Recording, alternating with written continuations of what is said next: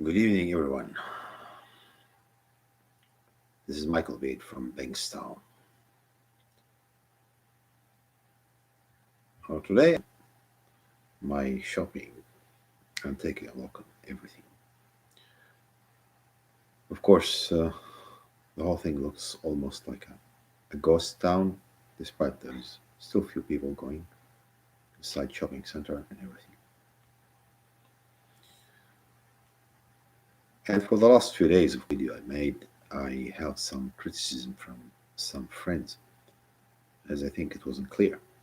And as I said, my first thing is no editing. No editing, no makeup, no music, none of that stuff. I'm trying here to explain one basic thing. I'm a person searching for the truth. And so far, we can see very clearly we hasn't been told the truth about what's happening. First of all, when they say there's 344 cases, and there's a percentage as usual regarding to tests. Still, the result actually is very limited. They keep saying Bankstown, Bankstown. And I take a look on the data. There's not that much showing that there anything happening in Bankstown. And still also very limited cases of COVID in Bankstown Hospital. So, where is this story of Bankstown again and again? Also, the other thing that I need to talk about is this inquiry regarding to why the shutdown hasn't been done before in Bondi.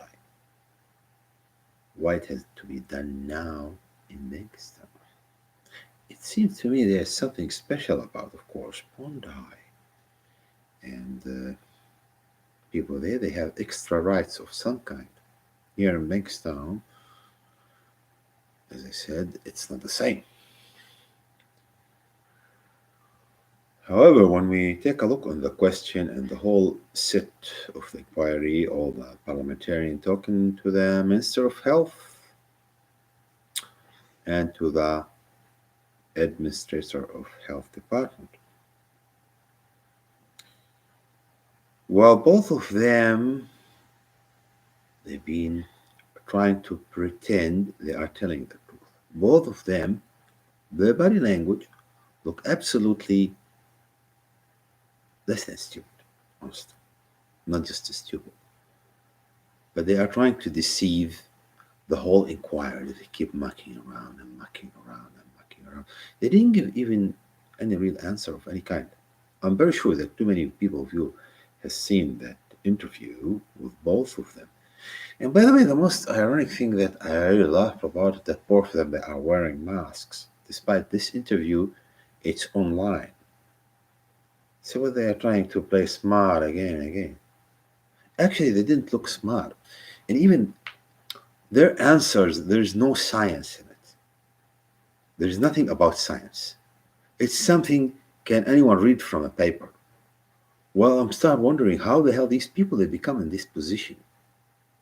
Who promote them to this position? Who said people like this they have the right to be responsible about very serious stuff like this? Let's be honest with each other. If we take a deep look on the whole thing, it seems to me it's an experimental way of doing things. These people they didn't show any kind of expertise in dealing with what is happening regarding to this COVID-19 crisis. It seems to me they are trying to do something, but they don't know what to do. They are not very sure what to do exactly to stop it. And from start, the whole agreement between the federal and the states, both of them, it turned to be extremely stupid. Because if you have $160 billion, as I said before, they found it in some corner, some way, as all the time they keep telling us, no fund, we can't improve the wages, we can't do this, we can't do that. And then they found $160 billion. Somebody forgot it in a bag on the corner, you see. Someone was generous enough to leave us this bag. Thanks a lot for that person. Who is this person? I don't know yet, and nobody knows. And the media is not talking about it. Why? That is the real question here, with no answer yet from anybody. However, in theory, $5 billion would be more than enough to create any vaccine, to do anything, to make anything here. But they didn't do it. We finished from buying AstraZeneca. Now we can buy Pfizer. Let's buy the other American thing. Let's buy whatever. Well, let's do this. Let's do that. This is childish. Who is the idiot who elected all of these people? I'm start wondering. Who is the idiot who elected these people? How the hell these people they are in a real responsible position if they are so hopeless like this? And let's assume still 1 million people they refuse to take the vaccine. What are you going to do? Well, you're going to arrest all of them, for example, put them in Tasmania, turn it to a big jail or something. What are you going to do? And by the way, by all the means, the real damage of these vaccines maybe it's not going to show up now. What's going to show up later? What are you going to do? What are you going to tell us? We'll go back again, the same story of stolen generation. Oh, I thought I was doing the right thing. I was doing the right thing. Wake up, everyone. We need to know the truth. And the first thing to know the truth, I think the whole government have to resign.